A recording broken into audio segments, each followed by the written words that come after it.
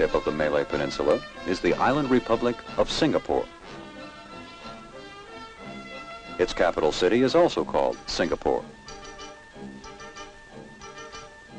These are the people of Malaysia.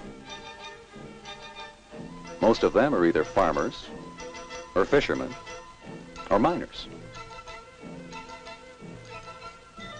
These are the people of Singapore. Most of them are merchants, importers and exporters, or factory workers. In both countries, most of the people are Malay, Chinese, Indian, and Pakistani. But in spite of the ethnic similarities between Malaysia and Singapore, they are two strikingly different countries. For instance, Singapore is small, an island nation. It covers only about 225 square miles of land. There are approximately 2 million citizens of this tiny country, and most of them live here, in the city of Singapore. Malay is the official language, but English and Chinese are also spoken. Singapore is a city of trade.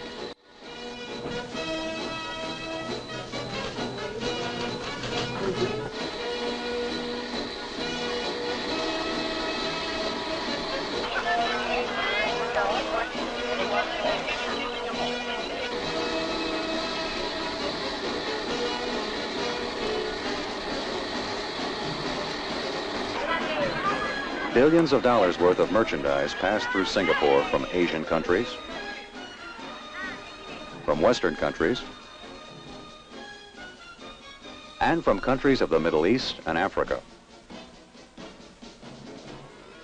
Trade has made Singapore the largest port in Southeast Asia and the 5th largest in the world. Trade has also given the city a cosmopolitan tone. English clubs and restaurants are reminders that before 1949, Singapore was a British colony. Islam is an important religion here. Nearly all the Malays are Muslims, followers of Islam. Many shops cater to the Malays, who were the original rulers of the island of Singapore. And street processions like this one are a reminder that 3/4 of the citizens of Singapore are Chinese. In this city of contrasts, the hurrying crowds of midday are very different from the groups of men who leisurely exercise in the mornings.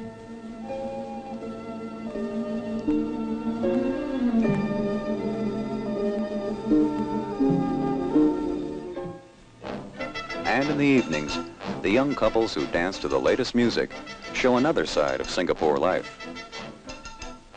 And of course, there are other contrasts between the ways people live. The need for better housing is recognized by the Republic of Singapore as one of its most pressing problems. One government approach to the problem has been to build housing estates.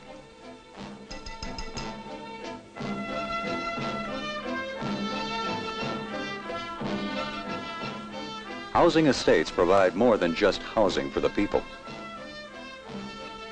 They contain shops, churches, theaters, schools, and some light industry. Providing employment for its people is another of Singapore's problems. To help solve this, the modern industrial area called Jurong was developed, with many factories and homes. A variety of products is made here, including cement,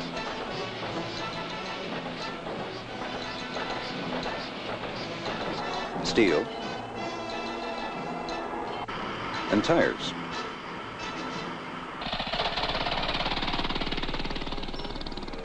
Much of the raw material used in the factories of Singapore is brought into the country over this causeway. The Johor Causeway across the 3/4 mile wide Johor Strait is a highway link between the small island of Singapore and its much larger neighbor to the north, the Federation of Malaysia. Singapore, on the other hand, joined the Federation of Malaysia, then left it in 1965.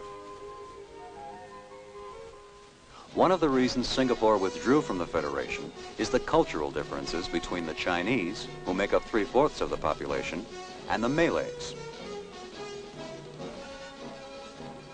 Prejudices exist on both sides.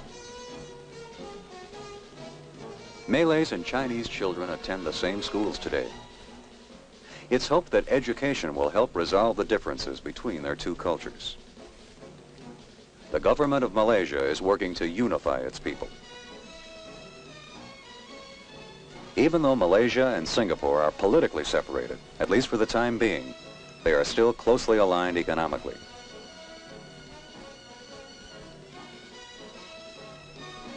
Much of the rubber and much of the lumber produced by Malaysia finds its way to world markets through Singapore.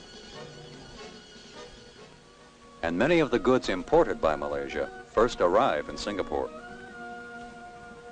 Malaysia and Singapore also face many of the same problems. They must build new industries to supply work for their people. They must continue to provide their people with better education. They must continue to provide their people with better homes.